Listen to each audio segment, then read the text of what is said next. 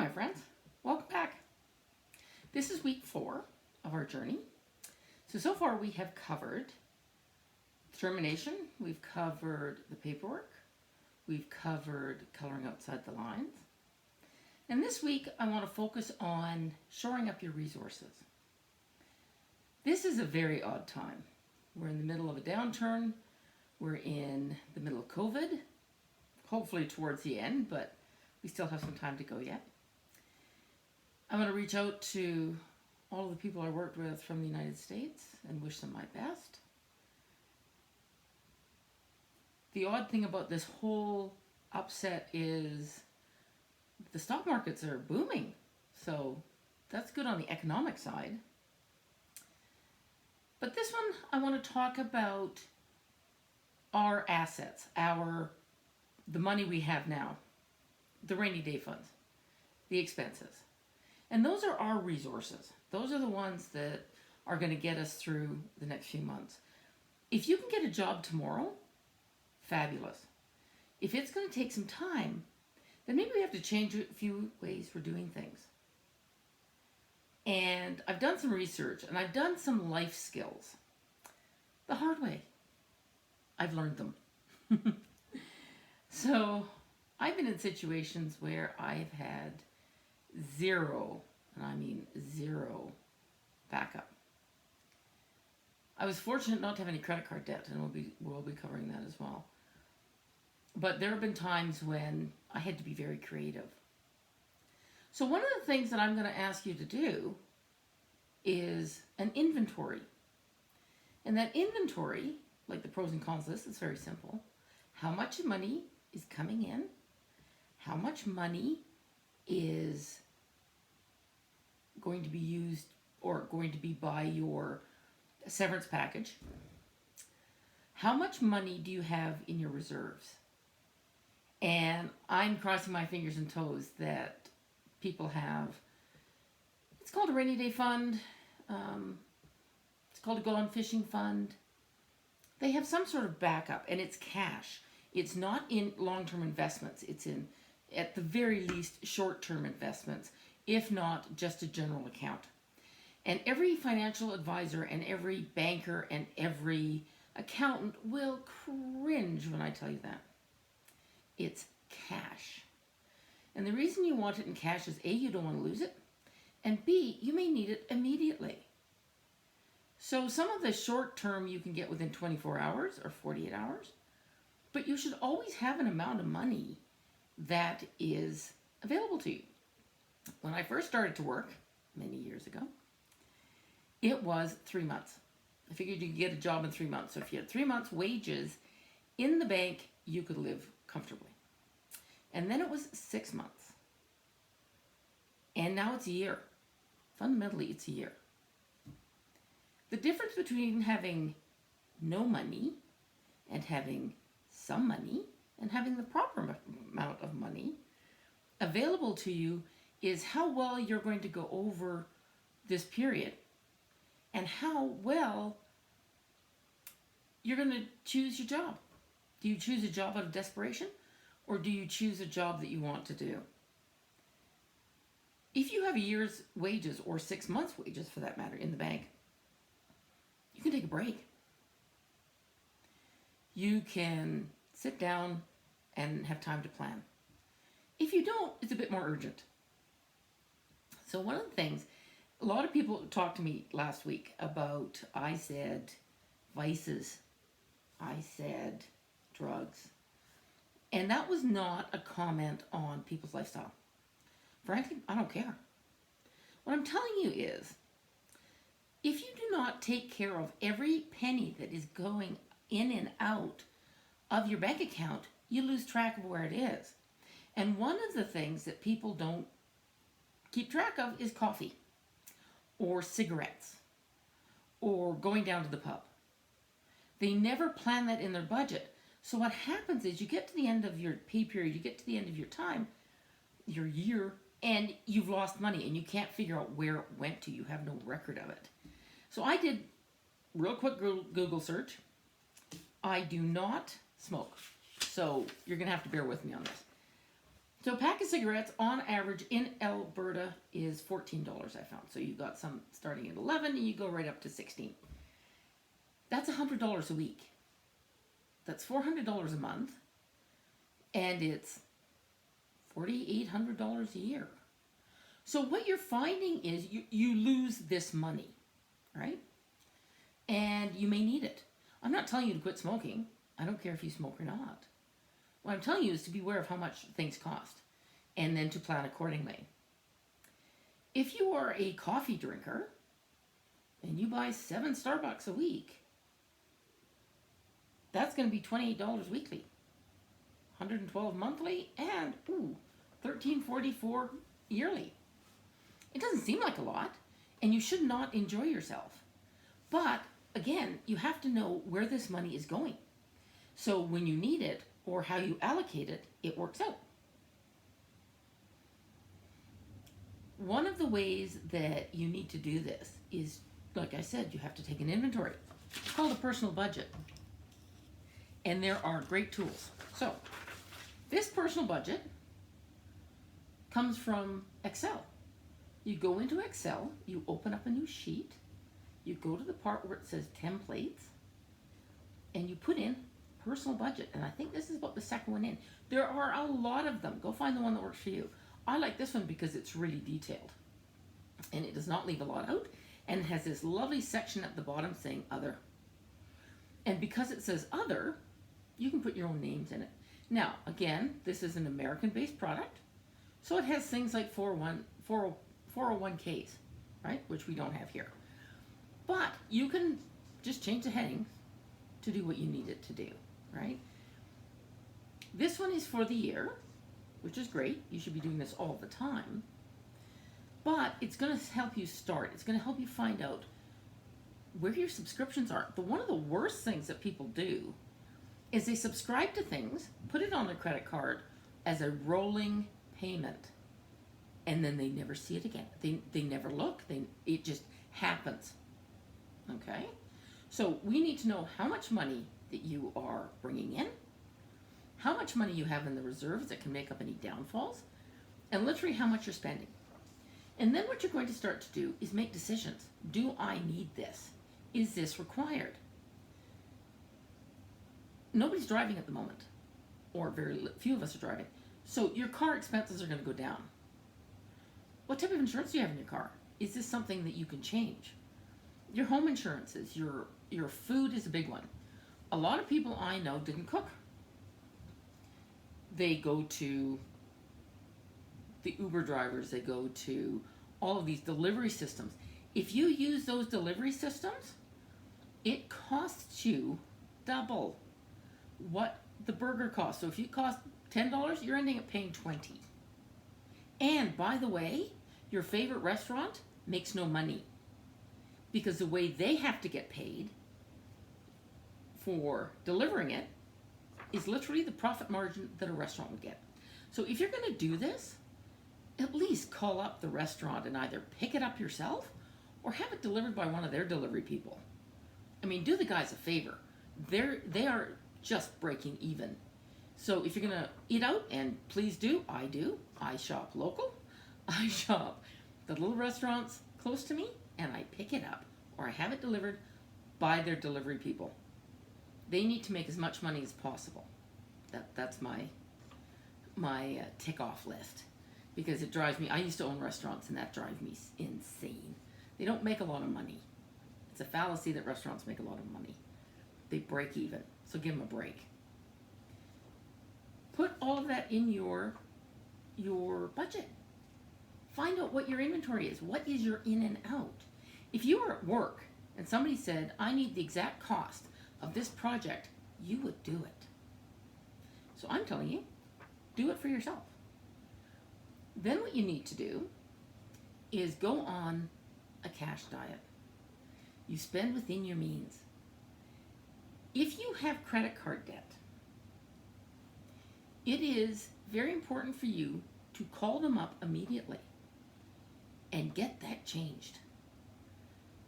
I do not know a credit card that is under 20%. that is a huge amount of interest. It would be better that you roll that debt into a line of credit, and your banks will be happy to do it because the money will be going to them, and pay it off. At least they're running between 5 and 7%. You can even get them a bit lower now. That would be a better thing to do than credit card debt, and you have to start living on cash. I'm going to include a couple of websites. One of them is American, Dave Ramsey. If people don't know him, he is a how to get out of debt guy. And he has a radio channel, he has a vlog, he has books, he has seminars. Go to the library.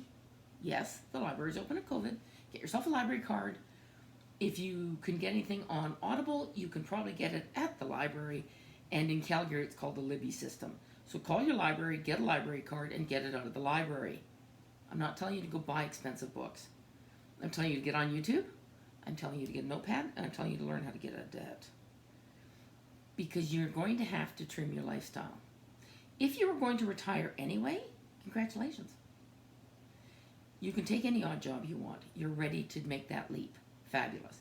If you're not, however, you may have to look at trimming. And I'm going to be putting up some augmenting videos basically on how to write a menu and how to shop. I used to own restaurants, and my sister is a genius when it comes to food cost. We ran a 14% food cost in a restaurant, which is extraordinary. I mean, literally nothing was wasted. So I'm going to be telling you how to do that. But that's going to be a video all to itself. And then I'll probably put up some nice, easy recipes for you guys to learn how to do for those who don't cook. If you want some really good cooking videos, I'll add Glenn and Friends as well. He's a great scratch cook, and he can tell you a lot. I'll add some as well, but he's a good resource to have. There's a couple of tools I use. One of the people I'm going to send you to is Gail Van Oxlade, I believe her name is, or Oxlade. She is Canadian, or she has Canadian programs, and she is fabulous about how to get out of debt. Again, you can get her books out of the library. You can see her shows on YouTube, and she was for a long time on CBC, but definitely on YouTube. Again, what does it start with? How much money are you bringing in? How much money is going out? And how do you make that balance and pay off your debts? One of the things that Gail suggests is jars. So you find out what you're going to be spending for the week. You have a jar for each one. You put money in the jar, and that's what you get. When that money is out, then you wait for next week, where you start negotiating with something else that you're not gonna spend money on. This is a little book, a little wallet. My sister got us each one. I'm trying to talk my sister into coming on to some of these vlogs. I think she'll be a screen. So this is an expense wallet. And the idea was that as you put in, or as you got your receipts, you would put them in and then hand them to your admin. Thank you very much. And they would do up your expenses. What Joan did was she bought this, and she's labeled it. Right? What am I going to spend this week? And back here, there's a few things that she might be saving money for. So the bills might be a little bit bigger. But that's for a cash transaction that is coming up. So if you need to spend $20 this week and $100 next week on something else, then you just gather it up. Anything left over goes in the back. Or you take it off this week's expenses. It's brilliant. And it's a lot easier to carry around than the jars. Another friend of mine, envelopes. Labeled all the envelopes. And that would be food, clothing, school supplies, entertainment. All of that would be in an envelope in her purse. And that's what they had to spend that week. And it's a game. And it's fun. Because you start looking at different ways of doing things. When we go grocery shopping, we buy only what's on the list. We check out what's in the fridge, what's in the cupboards, what's on sale. And I may have to go to 3 places, but most malls have 2 or 3 food stores in them. It's not a big issue to do that. The money that we're going to spend on groceries goes in here. People say it's not possible to do that. I'm telling you, not only is it possible to do that, it's possible to do that if you come from a family of chefs. And I do. We are now working on our 3rd generation of chefs. And when my sister and I bought this house together, we didn't know how much money we were going to spend on food. So at the time, which was about 10 years ago, we said, okay, each paycheck we will put in $100 each. $200 a paycheck. $400 a month. We not only filled our cupboards, we entertained on that as well. Because we know how to cook. And we know how to cook well. And there's lots of places that you can learn how to do it. And trust me, they are not hard. It is not. It's fun. You can get a bunch of people together when you're social bubbling and make a dinner. Everybody brings over something. Or eating in is the new eating out. So pick a recipe, pick a country, get the supplies, and then make the dish. You will be saving so much more. I digress. I always do. What I'm telling you, folks, is this is part of the journey. And people are going to ask me, why? Why are we even talking about budgeting? It comes down to how much money do I need to live on? How much money do I need to invest? We talked a bit about investing last time. What are we going to do with our severance packages? What are we going to do with our pension plans?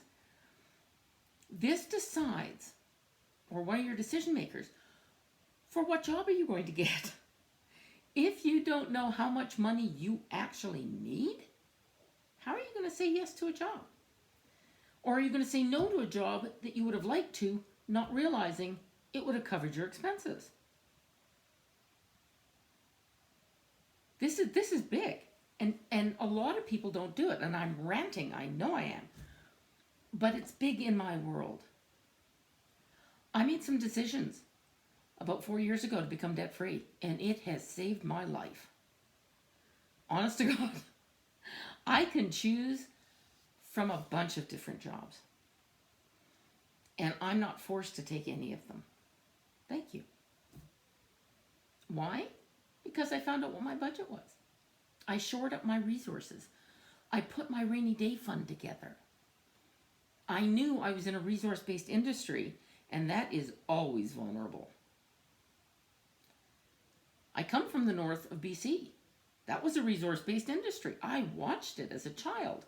The feast and famine, the people, the spring thaw and the fall freeze up, and Dad would be gone forever while the job was on, and then you couldn't get him out of the house, or nobody would be doing anything when he wasn't working. Those are the areas I grew up in. I was lucky. My dad worked in hardware. He was a salesman. He came home every night. And that was not usual. And we didn't want for anything. But there were times when I saw my fellow school kids want for things. Because it was on some sort of recession. And we are a resource-based country. And we need to be a little bit better on our money and how we do things. I'm going to include a website. And it goes hand in hand with the budget. The budget is going to tell you how much money you need to earn. This is a printout of an Excel spreadsheet that I did.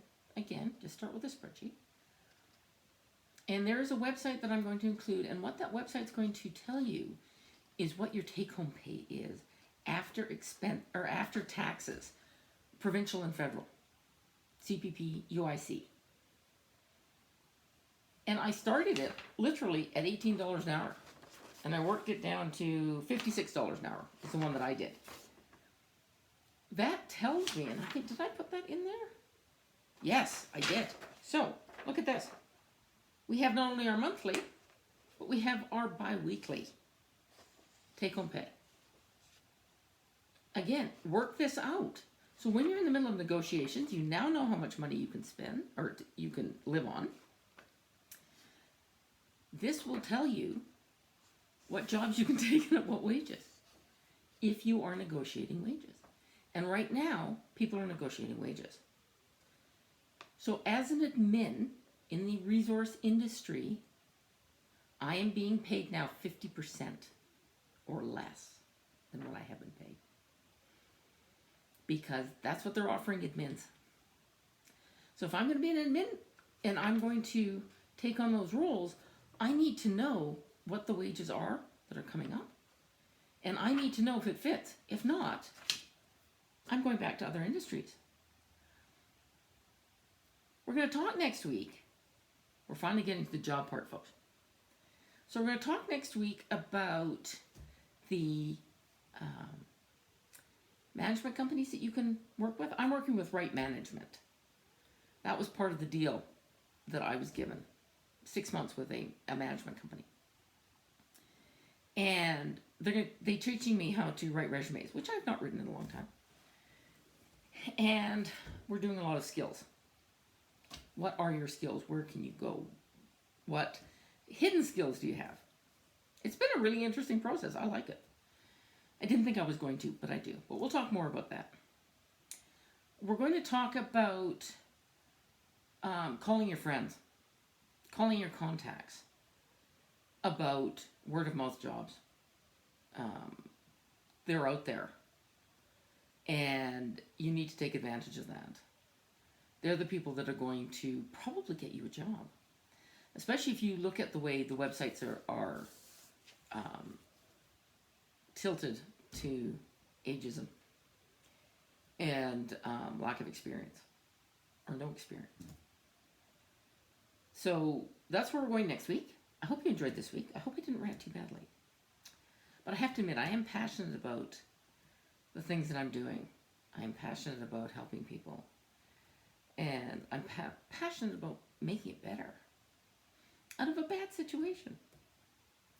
It is the beginning of the new year. Things are changing. And hopefully, I will be completely redundant and you won't need this job or you won't need this video anymore. But I'm having a hoot doing it. I've had a lot of good support. I've had a lot of good comments. Please feel free to like, subscribe, and follow. And please put your comments down. If there's something you guys want to hear about, let me know, and I'll start looking at it. If there's topics of conversation you want, okay, let me know that too. I am more than happy to figure things out for you. And if you want any of the art on the walls, it's up for sale. My sister's painting like a mad thing. I'm running out of space. So, yes, feel free to make me an offer that my sister can't refuse. That would be fabulous. And we'll see you next week. I'm Jean. Bye-bye.